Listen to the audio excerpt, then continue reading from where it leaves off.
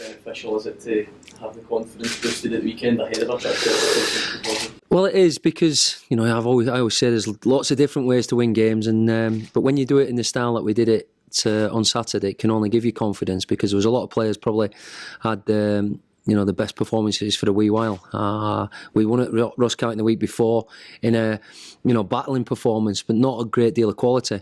But I thought on Saturday, all over the park, and I think as a manager, it's always nice when other managers comment on you that you were hungrier than them, and that I read Danny's comments this morning. So it's always nice to play well, but also to know that we had that on the day a little bit more, because that's the worst thing as a manager. You don't want to say that about your own team.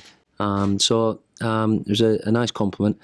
But we know we're going to have to, every game we play, but certainly going up to Aberdeen, we're going to have to be at its best, and it should be a good game. No problem taking points off the kind of bottom half of the table. So yeah. Is this a good chance to go on and try and do it against one of the teams at the top here? Yeah, well, we've got to try to do it, obviously.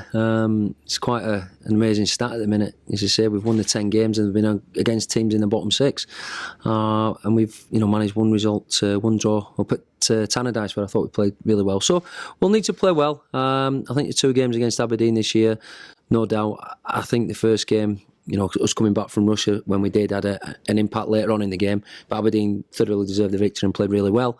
The cup game, well, things just didn't go for us in that night, and I was pleased with the performance.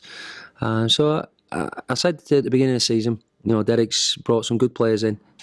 Allied to the strong players they have.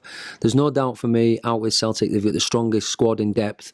But the other sides like ourselves and Inverness and St Johnstone, and obviously Dundee United, who think team-wise, we're all very similar, and we've got to go up there and prove that.